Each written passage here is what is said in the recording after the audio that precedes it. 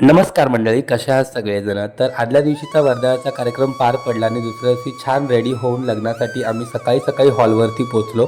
हॉलवरती गेल्यानंतर लगेचच गाठीभेटींचा कार्यक्रम पार पडला. खरंच मराठी लग्नातले हे रिच्युअल्स किती भारी असतात ना. त्यानंतर मी गेलो चहा प्यायला, कारण लग्नातला चहा मला प्रचंड आवडतो. तर आजच्या लग्नामध्ये साखरपुडा, हळद आणि लग्न हे तिन्ही विधी एकाच दिवशी होते. त्याच्यामुळे सकाळी साखरपुडा पार पडला आणि लगेचच हळदीचे विधी सुरू झाले. हळद लागेपर्यंत आम्ही गेलो जेवणासाठी, कारण सकाळपासून आम्ही सगळेच उपाशी होतो. खूप भूक लागली होती, त्याच्यामुळे पोट भरून जेवणावरती ताव मारला आणि आमचं जेवण होईपर्यंत इकडे लग्नाचे विधी सुद्धा झाले. आजच्या ब्लॉगमध्ये यायला बघा सगळे किती इंटरेस्टेड आहेत. त्यामध्ये ज्या उभ्या आहेत त्या आहेत आमच्या मामी, म्हणजे आजच्या लग्नातल्या वरमाई. इकडे लग्न पार पडलं आणि आम्ही डायरेक्ट घरी पोहोचलो, कारण आम्हाला घरी जाऊन नवरा नवरीच्या वेलकमची तयारी करायची होती. सगळी तयारी होईपर्यंत नवरा नवरी दारात उभे सुद्धा राहिले.